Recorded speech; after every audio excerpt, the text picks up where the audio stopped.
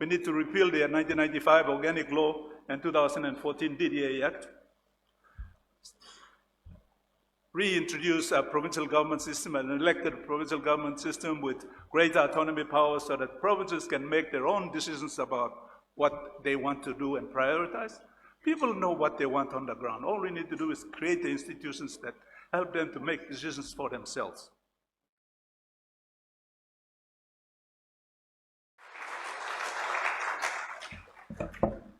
Thank you, moderator, and good afternoon, everyone.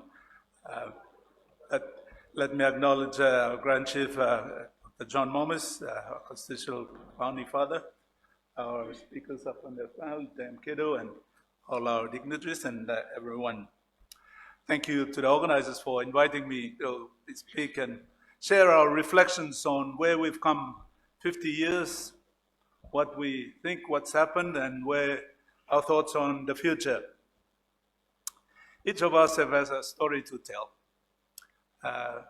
I remember 1975, I was a second-year teacher, primary school, and that was when independence happened. I was 19 years old. And I was quite passionate about Papua New Guinea. I remember I went to the Constitutional Planning Committee meeting that was held in Mount Hagen when I was a second-year teachers college, and I contributed to the Constitution. I thought I did. I represented the students. And so we all were a part of that history, and we've come and traveled wide. I've been a teacher. When I came down to Port Moresby in 1983, I was appointed by the Education Department to be a liaison officer in the National Parliament. So Sir Barry Holloway was the Education Minister. I used to go down to the old House of Assembly and listen to all the politicians and the members of Parliament ask questions, debate, and so on. It was a very interesting sort of experience, but an insightful one which helped me to understand what was happening and to see how they were passionate about the country and what they saw as development. Sir Peter Luce was a colorful character, and he was mentioned this morning, and I could still remember him like that. But I became an education planner, came to the University of Papua New Guinea, taught for a while, and then engaged in provincial administrator back in Western Highlands for a 4-year period. And I came back to the university and went up to as director of National Research Institute and worked with the researchers on a number of issues facing Papua New Guinea.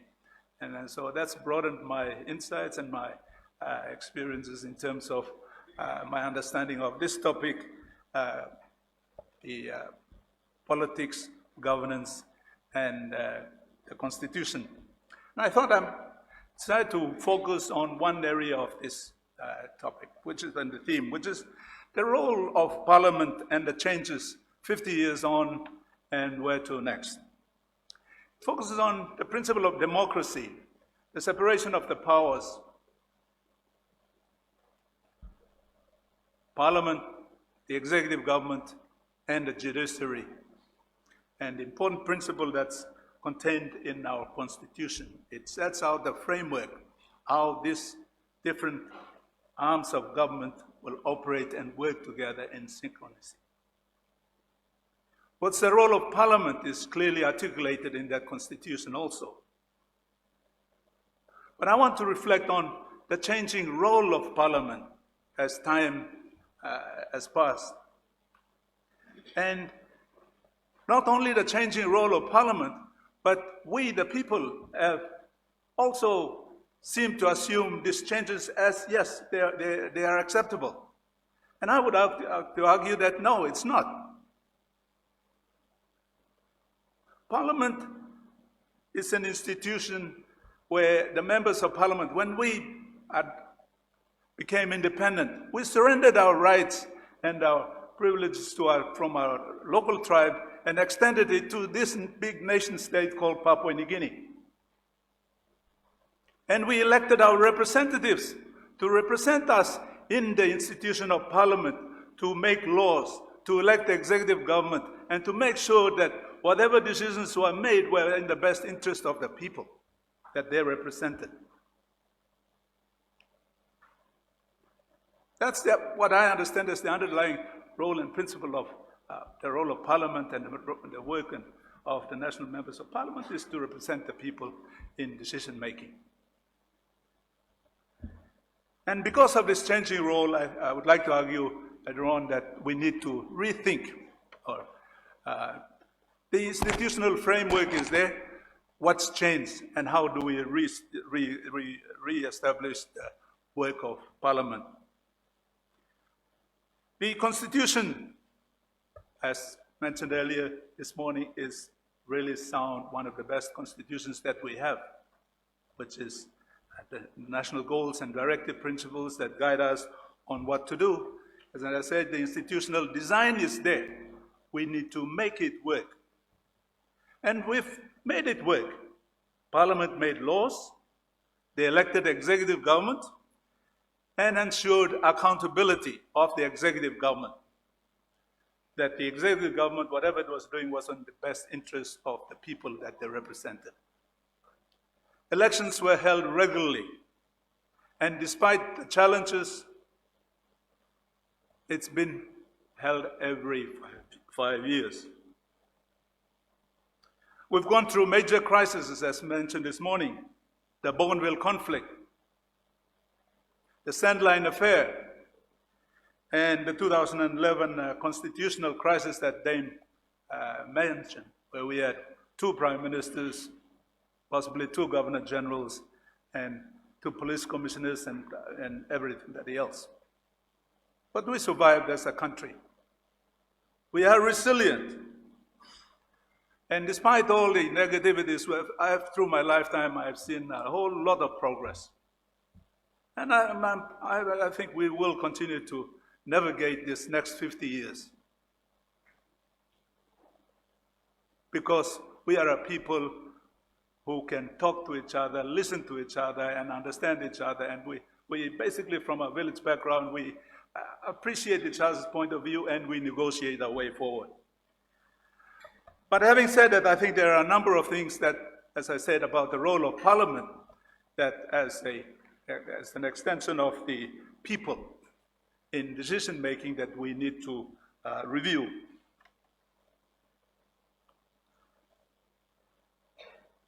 The people elect representatives, as I said, and they made laws.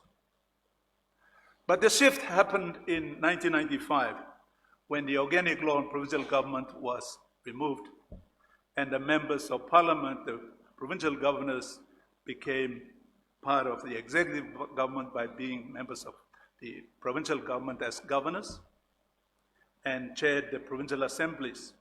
And the open members of Parliament became members of the Provincial Assembly, and later on, through the 2014 DDA Act, they also assumed as chairs of the District Development Authority. And now they are all part of the executive government. All the members of Parliament are members of the executive government. Who will hold who accountable in this circumstance?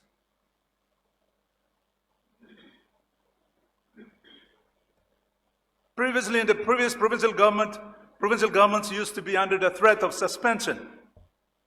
The minister of the national government would suspend the provincial government.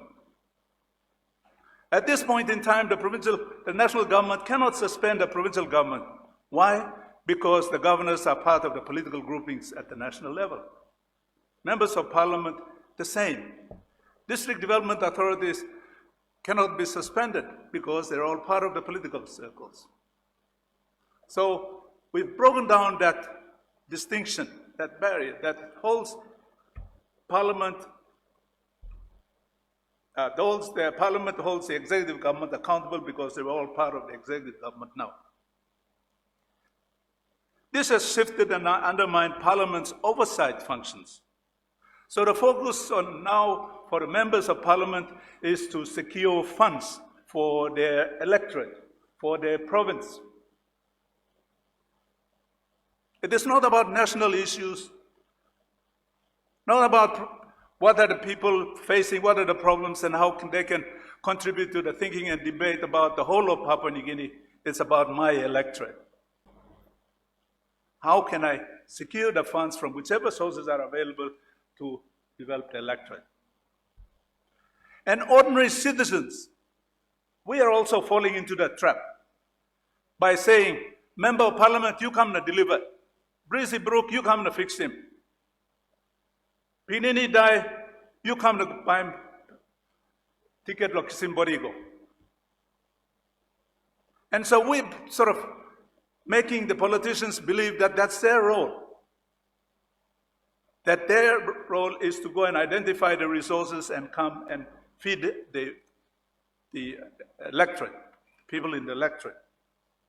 So that's this dangerous trend that we're forgetting the greater Papua New Guinea. That we now, our leaders are going to focus on their own electorate, their province. And if people come to think that that's the role of a member of parliament, then the members of parliament are going to continue and we're going to go down that vicious cycle. But what's happened in the weakening in the parliament and the dominance of the executive government on the parliament, as mentioned earlier this morning by Mr. Charles Abel. I said, we're all coming to realize that. There's a decline in the effectiveness of the overall holding the parliament, holding the executive government accountable. Now, how does it do that? It does that through parliament sitting as a parliament. They ask the questions and the ministers respond to that.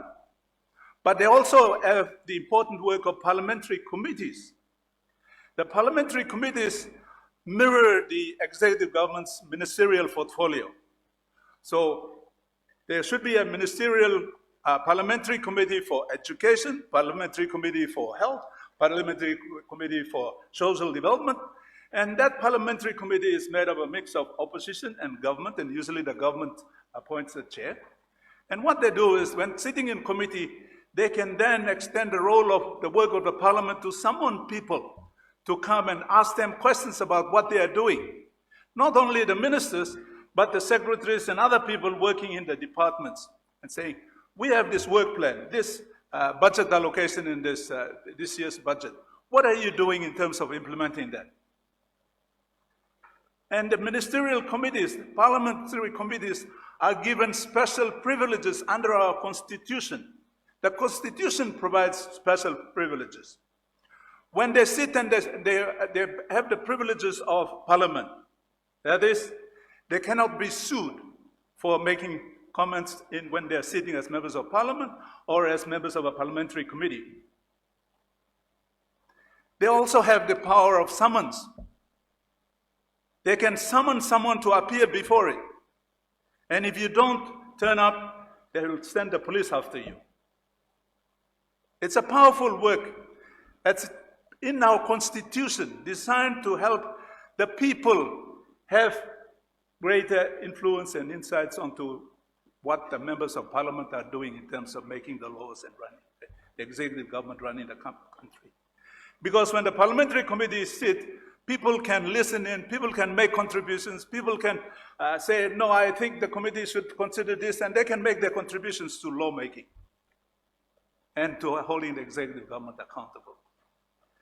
One of the most important parliamentary committees is the Public Accounts Committee. In fact, the Constitution only mentions the Public Accounts Committee, but Parliament can create other committees to do the work as well. And the role of the Public Accounts Committee is clear: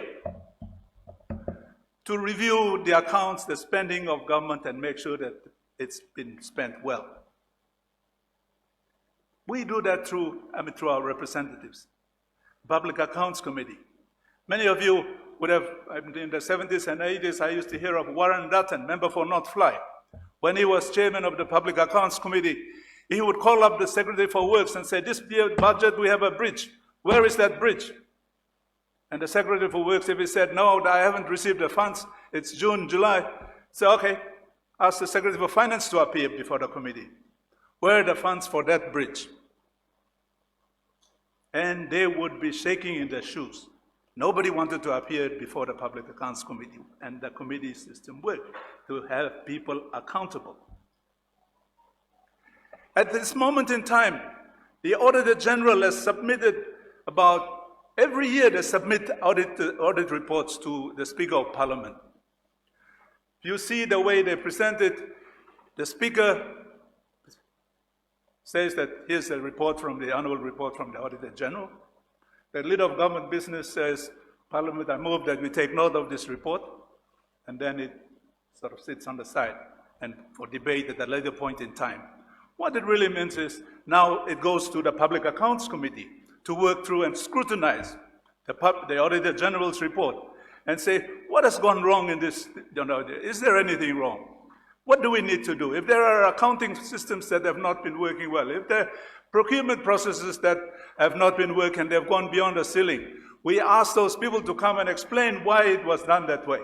So they hold the executive government or the executive government's public servants to account for their actions. And in doing so, they sort of deter fraud from happening. But it's now 10 years, accumulated reports. And every time we say the Auditor General should go out and make the reports, the Auditor General doesn't just go out and make the reports. Organizations submit their financial statements to the Auditor General on how much money came in, how would they spend it, and so on. Once the Auditor General gets that report, then they go out and audit, and they submit that report. If a government organization has not submitted a financial statement, the Public Accounts Committee can direct that department appear before it and say, why have you not had your accounts audited? So there is a breakdown in the way that our committee systems are working, and that's why I'm saying, and that's resulted in a number of things, quite a number of things that oversight, we've lost the oversight functions of Parliament, lack of accountability, just led to mismanagement, misspending, and a lot of the corruption that's happening. Maybe if the Parliamentary Accounts Committee was working, we would not have had a need for the other institutions that have been created. So corruption and patronage becomes entrenched, which leads to another problem that we have. Corrupted electoral process. Because they become part of the executive government, they control the resources that are allocated and the spending of it and so on. Everyone wants to be a part of it. Not only individuals, but communities. Through the DDA system, the members of Parliament, members of the communities have to mobilize themselves to make sure that either the person that they're giving their first vote to or the second and third vote gets in. If they don't, and their person that they're supporting doesn't get in, it means that they lose out on bridges, schools, and everything that goes with it. So people are not silly, they're smart. They mobilize, they sort of make sure that their candidate is going to win. So they will access those services that are funded through the district development or PSIP. And that's where now we corrupt the electoral process. The important step in the selection of leaders for our country, our political leaders, is corrupted so that maybe we're not getting the best people with the values that we would like to contribute to the national thinking, national issues, and debate, and for the welfare of everyone. But those who can muscle and find a way to make sure that the goodies are delivered to their supporters. We have block voting. Block voting happens in the Highlands region because they want to make sure that somebody wins. And we call it, electoral corruption, but people say, this is the system that we have to use in order to get there. So the next election, the electoral process, I have a feeling that the 2027 elections will be a lot more worse because all our eggs are in one basket. Member of Parliament can be a member of the national ruling executive government, can also be a governor, can also be the chairman of DDA, and have control over the resources. So I'd like to argue that we really need to have some rethinking. The constitution design is there. All we need to do is strengthen that and the role and function of Parliament. Make sure that the parliamentary committees are operating. They hold the executive government accountable. They allow for people to involve in the parliamentary process to make sure that the executive government is accounting for implementing the policies, implementing the budgets, and so on. So some reforms, we need to repeal the 1995 Organic Law and 2014 DDA Act,